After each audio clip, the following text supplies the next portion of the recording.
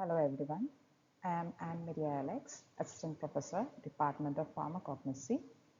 Today we will be dealing with leaf constants, which comes under quantitative microscopical evaluation of crude drugs in Unit 1 of Pharmacognosy and Phytochemistry 1 in the 4th semester. Giving a general introduction to the topic, evaluation, as you all know, ensures the quality, purity, safety and efficacy of crude drugs. They can be done by 5 broad methods: macroscopical or morphological, microscopical, chemical, physical and biological. These 5 methods are the broad evaluation methods used to evaluate crude drugs. Coming to today's topic, leaf constants, they comes under quantitative microscopical evaluation of crude drugs. As the name suggests, microscopical evaluation of crude drugs involves the usage of microscope to evaluate the crude drug, and here we study the microscopical characters of the crude drug. It can be divided into two types: quantitative as well as qualitative. Under qualitative, we look into the qualitative parameters of crude drugs, such as the type of stomata, the type of trichomes, or the calcium oxalate crystals found in the crude drug. These three categories comes under qualitative microscopical evaluation.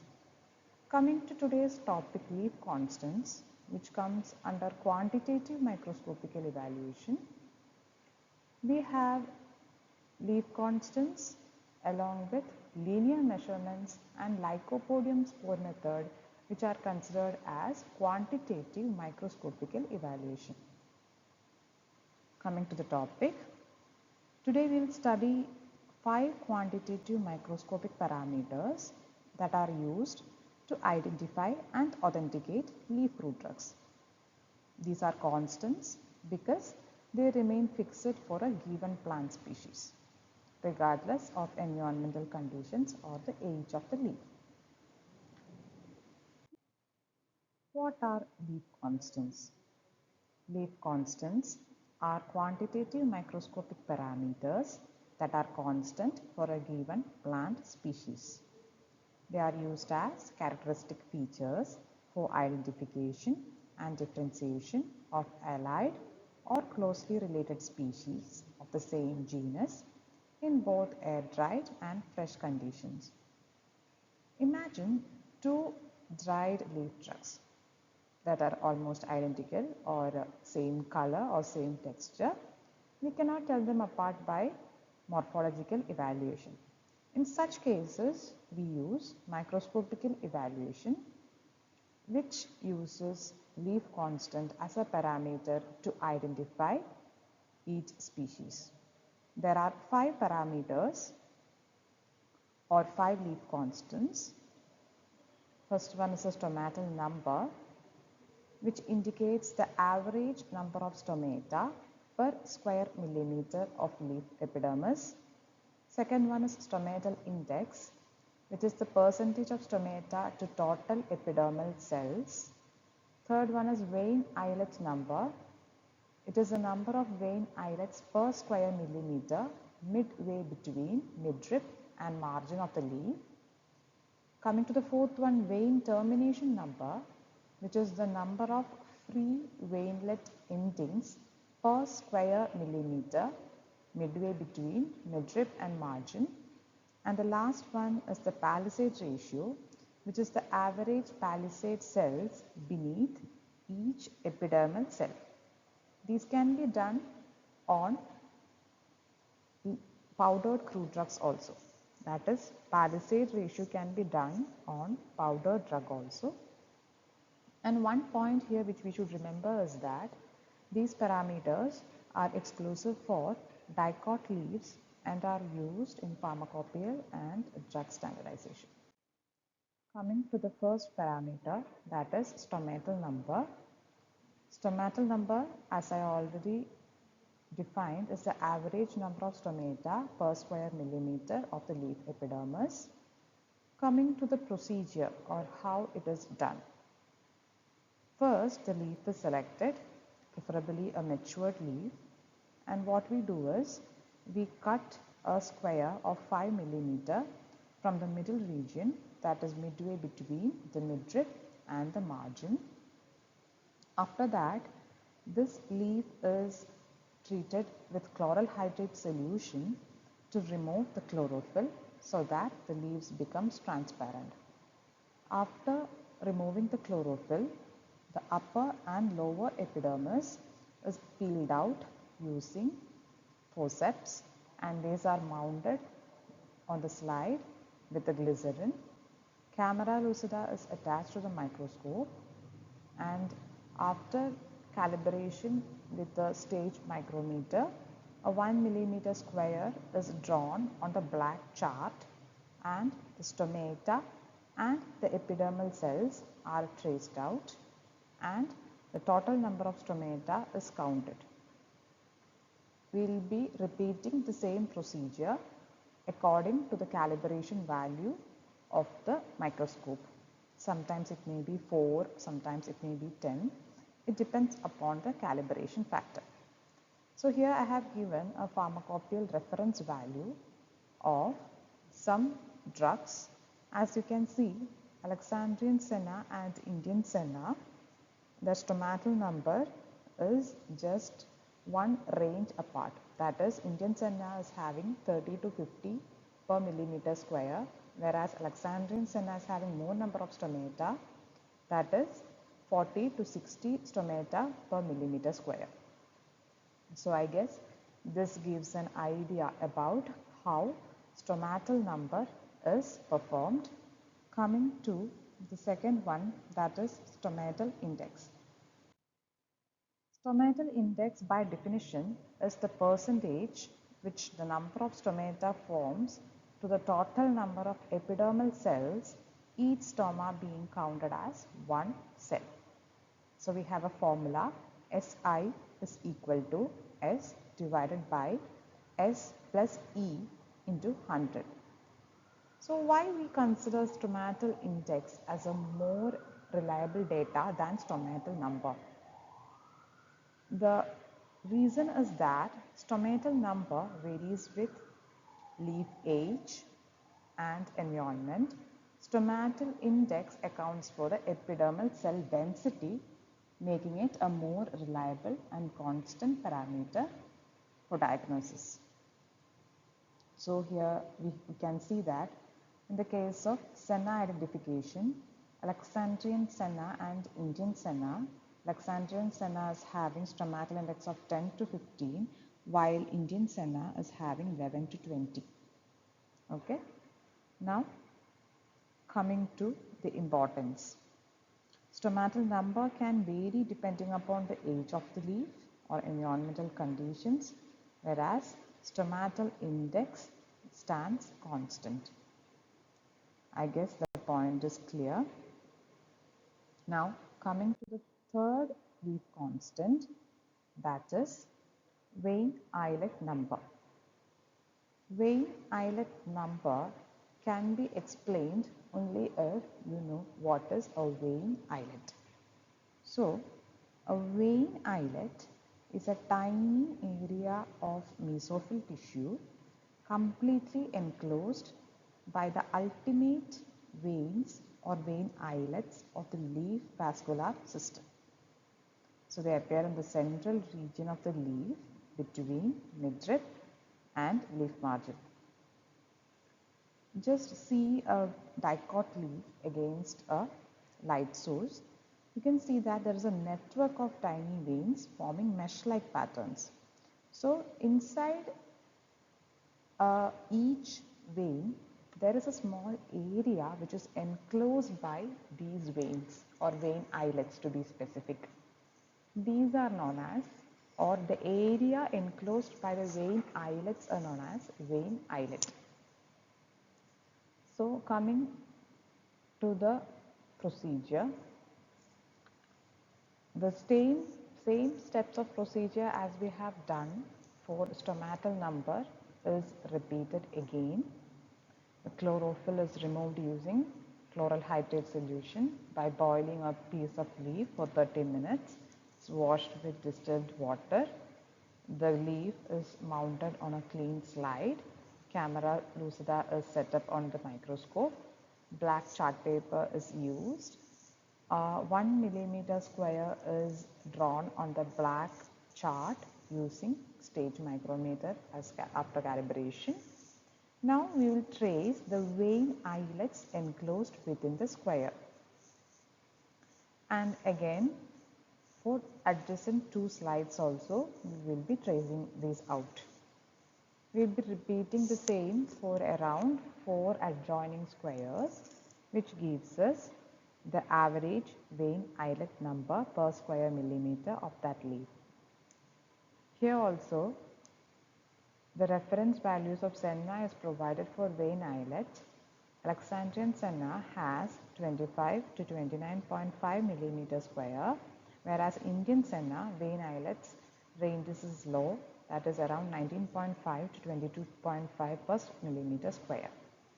So this can be used to distinguish, that is vein islet number can be used to distinguish between 2 different species of Senna. I guess the point is clear, but we cannot use this for powdered leaf truck, unlike Palisade ratio. Coming to the next parameter, that is vein termination number. Vein termination number is the number of veinlet terminations per square millimeter of the leaf surface midway between the midrib and margin. So now you have already studied vein islet number. Now let's see what is vein termination number. So vein islet, which I have already explained in the previous slide, is the area enclosed by the veinlets, okay? Whereas vein termination number refers to the veins that end inside this islet area. So veins are usually mesh-like pattern or a network-like pattern, right?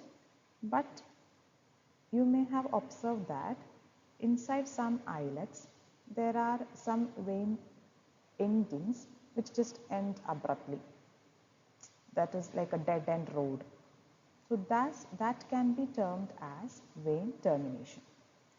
So the classic distinction from vein islet number is that vein islet number counts the enclosed areas of mesophyll surrounded by the veinlets, whereas vein termination number counts the dead-end veinlets of the vascular network tips that does not loop back to form a closed islet. I guess the distinction is clear. Okay. Now coming to the procedure. The procedure is the same as that of vein islet number determination. The only difference is that here we identify the vein terminations or the free blind endings. Here you can see this is a vein termination. This vein termination, see, this is a dead end. I guess the point is clear. Again, the same is repeated for 4 adjoining squares. And coming to the distinction, vein islet number counts enclosed areas of mesophyll, while vein termination number counts the free blind tips of vein islets. I guess the point is clear. The similarity is that both are determined in the same region, that is midway between midrib of the leaf as well as margin of the leaf, and the efficiency both are done on the same 1 millimeter square. So I guess it is clear now. Coming to the last leaf constant, that is Palisade ratio. So Palisade ratio by definition is the average number of palisade cells beneath each upper epidermal cell. So here to count, we count 4 consecutive epidermal cells as one unit to count the palisade ratio. Okay. Now the advantage is that unlike vein islet number and vein termination number, it does not require a intact leaf. Palisade ratio can be done even with powdered drug. So that simplifies the process, or that helps us in identifying a powdered leaf drug also. Okay. So now coming to the understanding of palisade layer. In a TS of a dicot leaf or a transverse section of a leaf, just below the upper epidermis, we have a layer of elongated, tightly packed cells standing upright. These are the palisade cells, somewhat like a pillar. Okay, that are the palisade cells.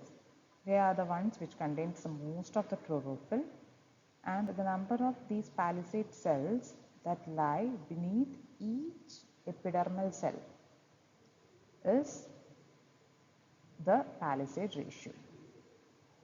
So I guess it is clear from the video. Now coming to the procedure. In the procedure, the leaf middle lamina is cut and treated with chloral hydrate solution for removing the chlorophyll, and a TS of the leaf is cut and washed with distilled water, and it is mounted using glycerine. Then camera lucida is attached to the microscope and focused, and 4 consecutive upper epidermal cells are traced out, and after that the focus is shifted to palisade layer, and all palisade cells overlying the 4 epidermal cells are traced out.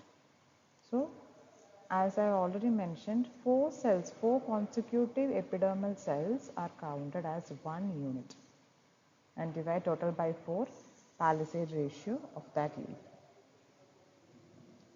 So these are the 5 parameters. I'll just go through once again. Stomatal number, stomatal index, vein islet number, vein termination number, and the last one is palisade ratio. The first 4 parameters require intact leaf, whereas the last one, palisade ratio, can be done even on powdered cells or powdered crude drugs.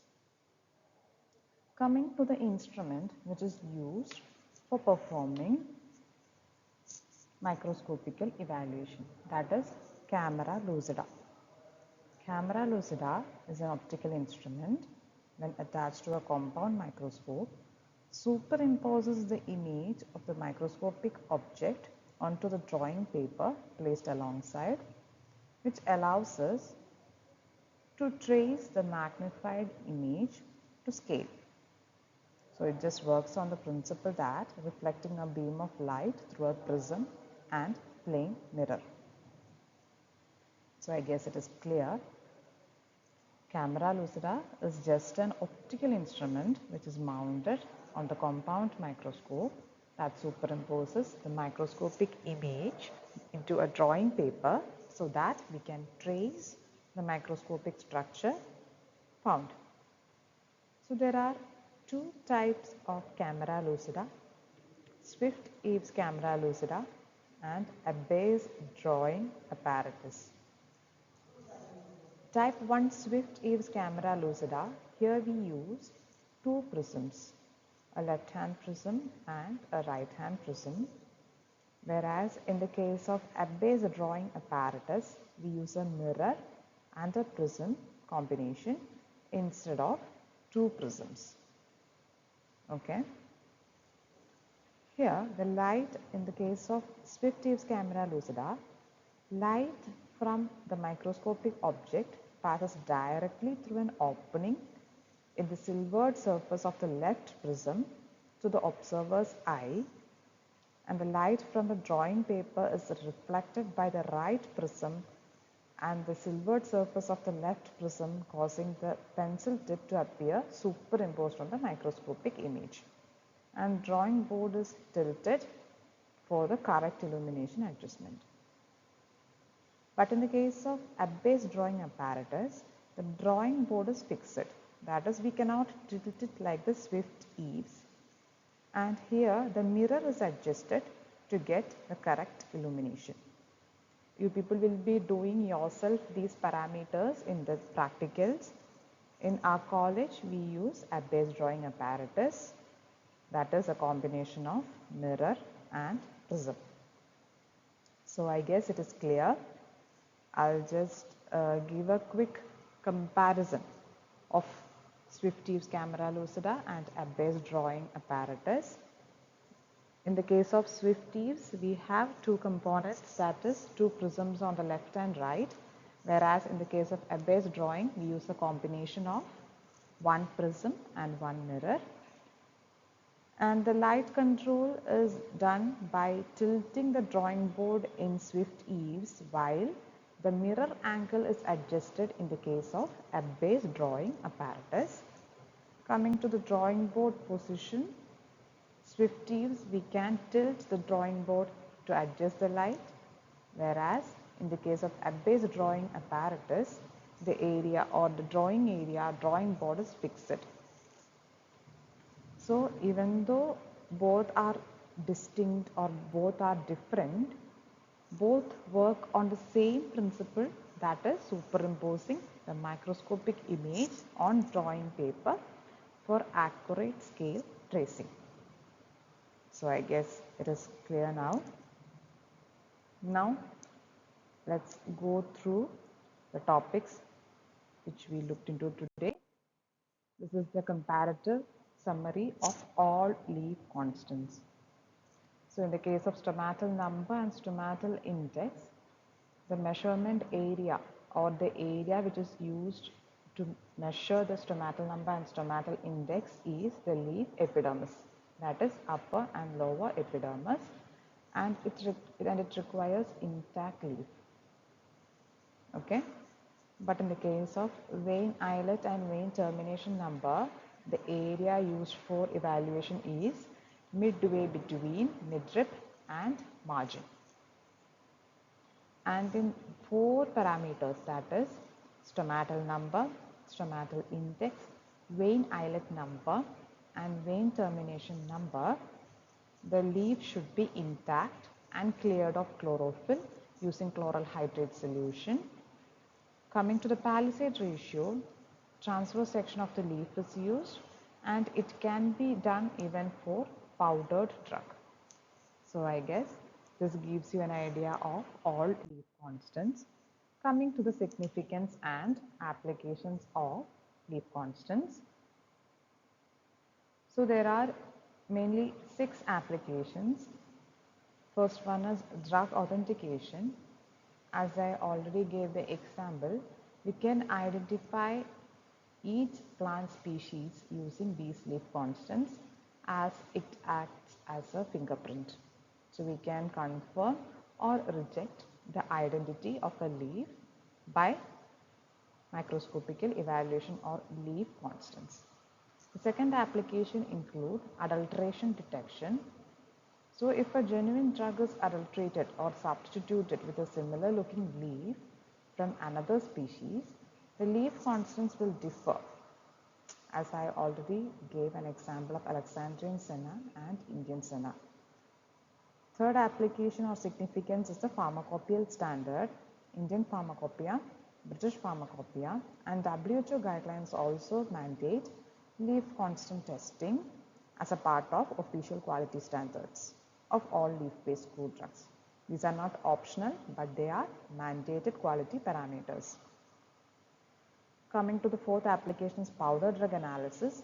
Palisade ratio can be determined from powder drugs also, which acts as a critical point for quality control of commercially traded herbal powders, tablet excipients derived from plant material and bulk herbal exports. Coming to the species differentiation, closely related species that have similar therapeutic properties but different potencies or toxic profiles can be reliably separated, such as different senna species, various datura species, and again Digitalis purpurea and Digitalis lanata. These can be differentiated. That is, species differentiation can be done using leaf constants. And the last one is industrial quality control. That is, pharmaceutical manufacturers use leaf constants as part of incoming raw material testing before processing of herbal drugs. So this will ensure batch-to-batch consistency and again regulatory compliance of herbal medicinal products.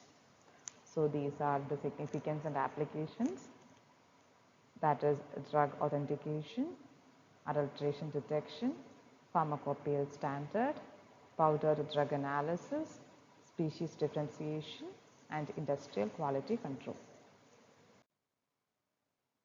So these are the key takeaways. Leaf constants are 5 quantitative microscopic parameters used to identify and authenticate dicot leaf crude drugs. All parameters are determined using camera lucida, that is of two types, Swifties or Abbes type. Both are mounted to the or both are attached to the compound microscope with stage micrometer calibration. Stomatal index is more reliable than stomatal number as it is independent of environmental variation and leaf age. Vein islet and main termination numbers need intact clear leaf, but palisade ratio can be also done for powdered drug. And the classic use is for the comparison or species differentiation, and the example is Alexandrian senna and Indian senna. And the leaf constants are official quality parameters in IP, Indian Pharmacopoeia, British Pharmacopoeia, as well as WHO Herbal Drug Quality Guidelines. So I guess this is clear now, and that's for the end of today's class. Thank you.